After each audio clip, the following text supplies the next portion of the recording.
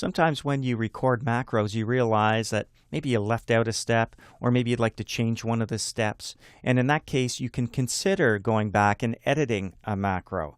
It's very possible.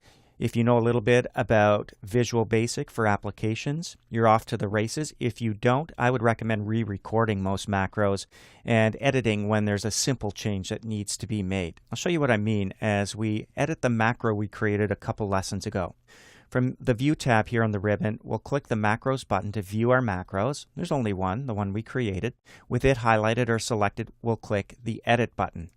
This actually takes us into VBA, Microsoft Visual Basic for Applications. It's programming. And as you can see, our macro, which really is just typing some text and blank lines and a little bit of formatting, has all of this code involved.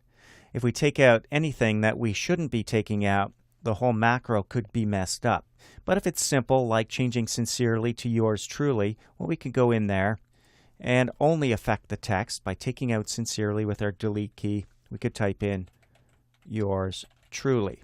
Same thing for formatting. Down below you can see where we chose bold and italics, and then we typed in the text, and then we turned off bold and italics.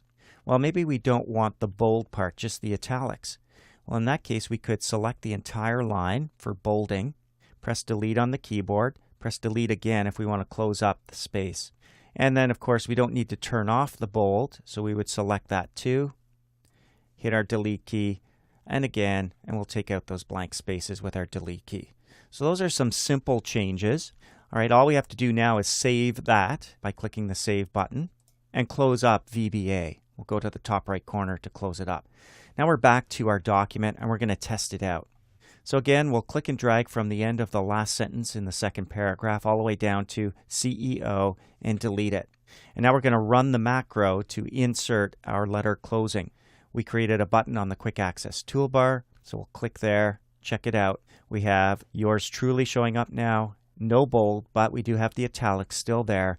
That worked beautifully. Now that was simple editing, and if you're not familiar with VBA, you want to make sure that it is simple changes that you're going to be making to your macros. Otherwise, it might be easier just to re-record them.